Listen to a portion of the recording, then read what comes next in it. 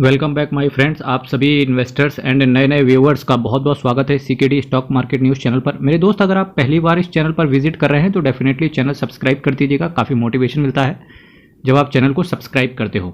चलिए शुरू करते हैं। आज का टॉपिक बहुत ही सुलझा हुआ होगा, पर इन्वेस्टर्स के दिमाग में ये एक उलझा हुआ टॉपिक है। देखिए, सबसे पहले मैं कुछ डाउट्स का फिजल आउट करने की कोशिश करूंगा। नंबर एक डाउट तो आप लोगों के अंदर ये आ रहा है कि भाई क्या अब बियर मार्केट मर चुका है? क्या अब बियर मार्केट आ ही नहीं सकता? क्या इसी तरीके से मार्केट अब फिर से बुल मार्केट ही चलता रहेगा हमेशा? क्या आप वो समय भूल गए जब अडानी हिंडनबर्ग की रिपोर्ट आई थी, या वो समय आप वो दौर भूल गए जब रसिया और यूक्रेन का वॉर आया? आप इन दोनों चीज़ों से एक चीज़ का अनुमान तो लगा सकते हो कि मार्केट डिपेंड करता है सेंटिमेंट्स पर। या आप वो दिन, वो समय या वो दिन भूल गए जब अमेरिका के अंदर इंटरेस्ट रेट बार बार हाइक हो रहा था और अपना स्टॉक मार्केट तेजी तेजी से नीचे गिर रहा था। ठीक, अब आप ये तीनों चीजें कहीं ना कहीं बिल्कुल एक दूसरे से कोरिलेटेड नहीं थी। तो जब आप तीनों ही चीजों पर नजर डाल के देखेंगे तो आप ये पाएंगे कि भाई साहब, स्टॉक मार्केट को गिरने के लिए केवल एक रीजन चाहिए।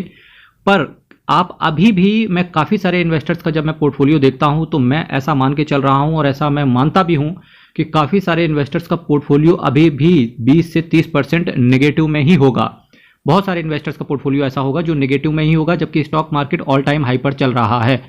इससे रिलेटेड काफ़ी सारे इन्वेस्टर्स के अंदर डाउट आ गया होगा कि यार एक बात बताओ, मेरे साथ ही ऐसा क्यों होता है, मेरा ही पोर्टफोलियो डाउन क्यों है जबकि स्टॉक मार्केट तो ऑल टाइम हाई पे है? फिर ये पैसा बना कौन गया? मेरे दोस्त, एक बार क्या होगा, फिर आप क्या करोगे कि अपने पोर्टफोलियो में पैसे डालने की चेष्टा करोगे। ठीक, अब स्टॉक मार्केट फिर जैसे ही गिरेगा, फिर क्या होगा, आपने फिर से वापस से ऊपर से खरीद लिया और फिर से स्टॉक मार्केट धड़ाम से नीचे हो जाएगा।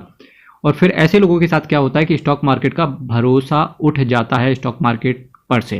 ठीक है, आपको ये गलतियां ना करो। इस वजह से आज मैं पूरा एक कंसोलिडेटेड वे में आईटी सेक्टर से रिलेटेड कुछ शेयर्स की बात करने की चेष्टा करूंगा, और जो डाउट आज की डेट पे इन्वेस्टर्स के दिमाग में घूम रहे हैं उनको फिजल आउट करने की कोशिश करेंगे। सबसे पहला जो मैंने शेयर लिया है, इसको एक लार्ज कैप कंपनी ना कह के अगर लार्ज कैप के ऊपर भी कोई कैटेगरी बनती, दैट मीन्स कि अल्ट्रा लार्ज तरीके से, तो ये शेयर अल्ट्रा लार्ज की तरीके से आप डाल सकते थे। मार्केट कैप की बात करेंगे 5,40,414 करोड़ का इसका मार्केट कैप है। करंट प्राइस की बात करेंगे 1,303 रुपये का है। ये कंपनी बहुत बार 1250 रुपये के आसपास से टच करके वापस से 1,300 की रेंज में घूम रहा है। हाई की बात करेंगे 1673 का है, लो की बात करेंगे 1185 का है। स्टॉक के पीई की बात करेंगे 22.5 का, यानी कि वैल्यूएशन बढ़िया है कंपनी का। बुक वैल्यू की बात करेंगे 182 रुपये का है। डिविडेंड की बात करेंगे 2.61% के आसपास का डिविडेंड यील्ड है इनका, यानी कि डिविडेंड यील्ड भी काफ़ी हद तक कम हो चुका है। Return on capital employ, return on equity IT sector में 20% आसानी से मिल जाता है, तो डेफिनेटली 20% से ऊपर मेंटेन करके रखा हुआ है, तो कोई दिक्कत वाली बात है नहीं। फेस वैल्यू की बात करेंगे 5 रुपये है, दैट मीन्स कि आपको आने वाले समय में स्प्लिट का नज़ारा देखने को मिल सकता है। मेरे दोस्त, चलिए छोटी छोटी मगर मोटी बातें, यानी कि कंपनी के बिजनेस की बात करते हैं। जिस कंपनी की बात कर रहा हूँ, इन्फोसिस लिमिटेड की मैं बात कर रहा हूँ। पहली company, India second largest information technology company in India behind TCS. ठीक है, चलिए नेक्स्ट कंपनी पर चलते हैं। इस कंपनी को भी अल्ट्रा लार्ज कैटेगरी में डाला जा सकता था अगर कोई इस तरीके की कैटेगरी होती। मार्केट कैप की बात करेंगे 11,81,308 करोड़ का इसका मार्केट कैप है। करंट प्राइस की बात करेंगे 3,228 का है। हाई की बात करेंगे 3,575 का है। लो की बात करेंगे 2,926 का लगाया। स्टॉक के पीई की बात करेंगे 28 का है। बुक वैल्यू 247 की है। डिविडेंड 1.49% है। अभी देख के आ रहे हैं इन्फोसिस से इनका डिविडेंड यील्ड कम है। Return on capital employed, return on equity Infosys से लाख गुना बेटर है। इनका 20% से ऊपर नहीं बल्कि 40% से ऊपर है। फेस वैल्यू की बात करेंगे 1 रुपये है, यानी कि आपको स्प्लिट का मजा यहाँ पर देखने को नहीं मिलेगा। पर टीसीएस अपने बोनस शेयर्स के लिए जानी जाती है। टीसीएस की मैं बात कर रहा था, Tata consultancy services limited, under the flagship company and A part of Tata group.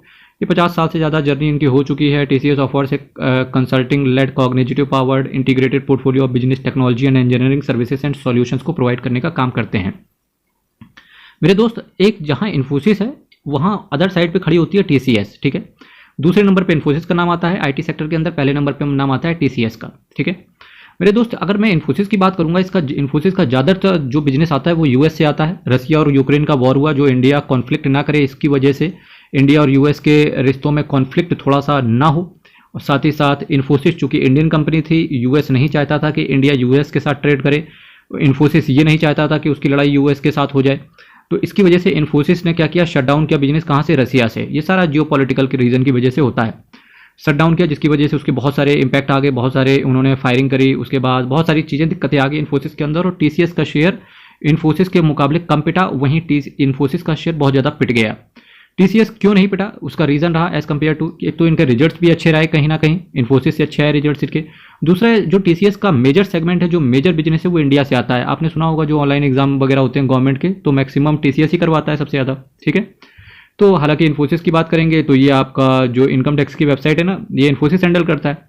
फिर ऑल इन ऑल बात करें कि सबसे ज़्यादा जो बिजनेस इन्फोसिस का है वो यूएस से आता है, और इंडिया से सबसे ज़्यादा जो बिजनेस आता है वो टीसीएस का आता है।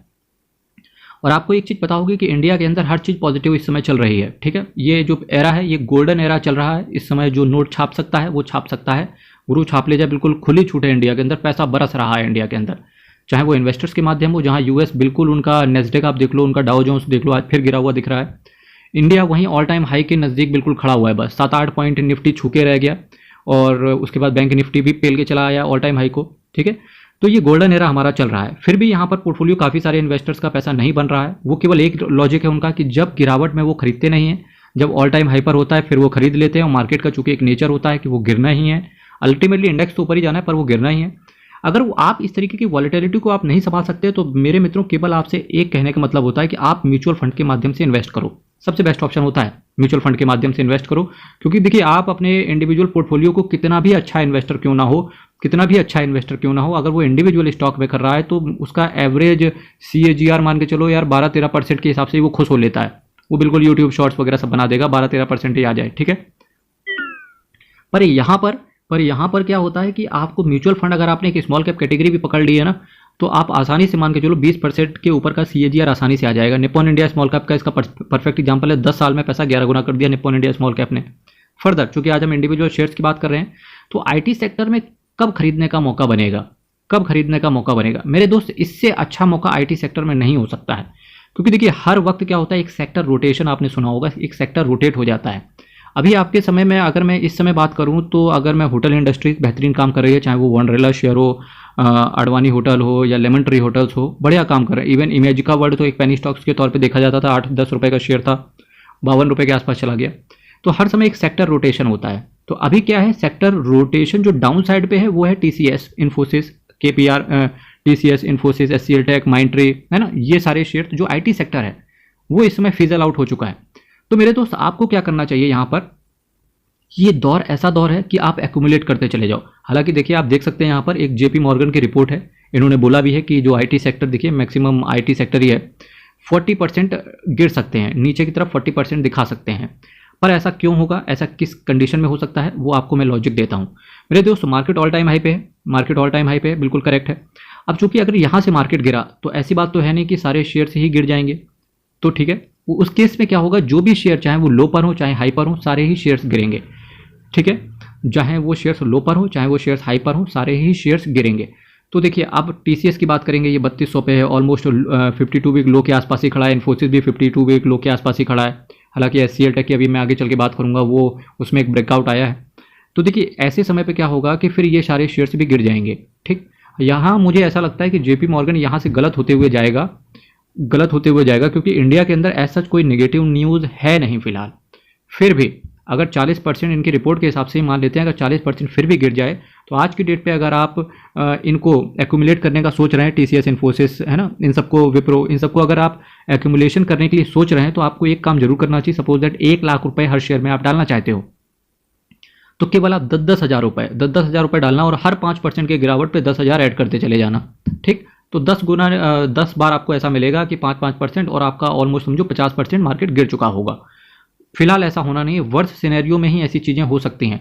फिलहाल इंडिया के अंदर ऐसा कोई नेगेटिव रिपोर्ट और न्यूज़ देखने को नहीं मिल रही है। फिर भी मेरे दोस्त स्टॉक मार्केट है, कोई कुछ कह नहीं सकता कि कब क्या हो जाए। तो डेफिनेटली आप अपने पास कैश होल्ड करके जरूर रखें। अदर सेक्टर पे आपको एक्यूमुलेशन करने की जरूरत है नहीं, क्योंकि ऑल टाइम हाई पर है। चूंकि ये लो पर है तो इस वजह से आपको यहाँ पर नजरें गड़ा के रखनी चाहिए। चलिए नेक्स्ट शेयर पर चलते हैं।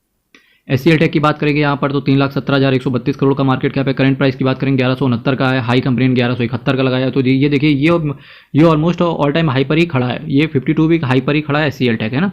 तो ये सारी कंपनियां ऐसी होती हैं।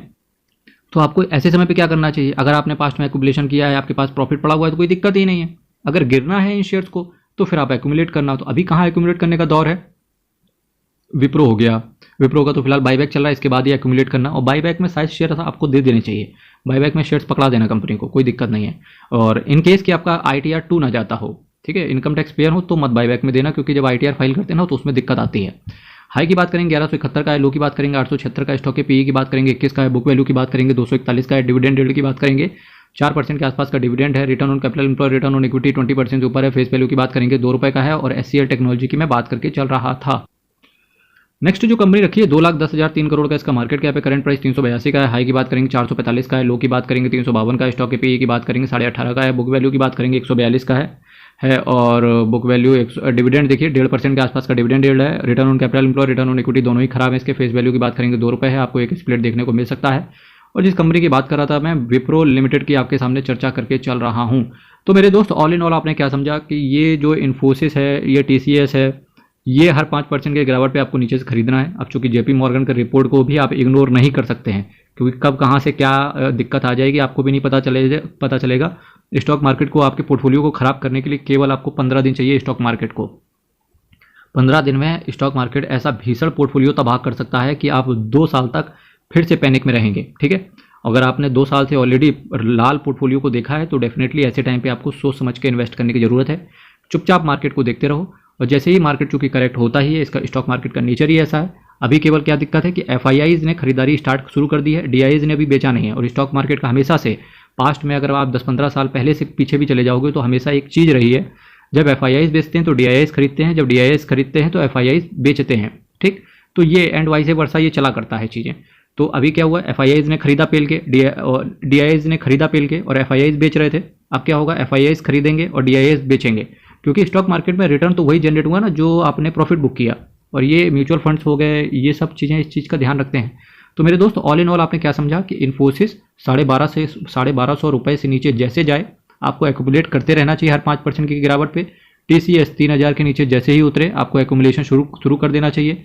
विप्रो 350 के नीचे जाए आपको एक्यूमुलेशन शुरू कर देना चाहिए। SCL टेक 900 के नीचे जैसे ही जाए आपको एक्यूमुलेशन शुरू कर देना चाहिए हर 5% की गिरावट पे। एज द केस में भी जितना आपका फंड है 10 बार में एक्यूमुलेट कर सकते हैं, तो अपने फंड को 10 से डिवाइड कर दें। ठीक है, ऐसे समय क्या होता है जब आप किसी, अभी चूंकि ना केवल SCL टेक विप्रो ये सारे ही नहीं गिरे हैं, बल्कि पूरा IT सेक्टर ही नीचे है। और ऐसा बात नहीं है कि हमेशा IT सेक्टर ही ऐसा रहेगा। ठीक है, IT सेक्टर होगा, मुश्किल से 1-2 साल चाहिए IT सेक्टर को, सारा का सारा रिटर्न आपको बना के दे देगा। लॉस में आप एक्यूमुलेट नहीं करते हो, जब ऑल टाइम हाई पे हो तो एक्यूमुलेट करने से डरते हो। तो इन दोनों पे ही आपको रिवर्स फार्मूला अपनाना है। जब मार्केट गिरे तो आपको ऐड करना है, जब मार्केट ऊपर चले तो चुपचाप बैठ के देखना है। कभी कभी नहीं, वो गाँव में जो बूढ़े बुजुर्ग हुआ करते थे, वो चुपचाप शाम को चारपाई लगा के सिंपल देखते थे, चबूतरे पे खटिया डाल के चुपचाप देखते रहते थे कौन जा रहा कौन आ रहा। तो अभी आपको ना बस वही खटिया लगा के ना सिंपल देखना है सामने कि कौन क्या कर रहा है। बहुत सारी चीज़ें आपको यहाँ पे सीखने को मिलेगी। मेरे मित्रों, आज यहीं से विदा लेंगे। CKD stock market news channel के साथ जुड़े रहने के लिए आप सभी का हृदय की गहराइयों से बहुत बहुत स्वागत है। आप अपने point of view, comment box खुला है। IT सेक्टर से रिलेटेड चूंकि आज मैंने चर्चा करी और इसका सब्जेक्ट भी है, तो डेफिनेटली आप यहाँ पर अपने व्यूज़ IT सेक्टर से रिलेटेड रख सकते हैं। बहुत बहुत धन्यवाद।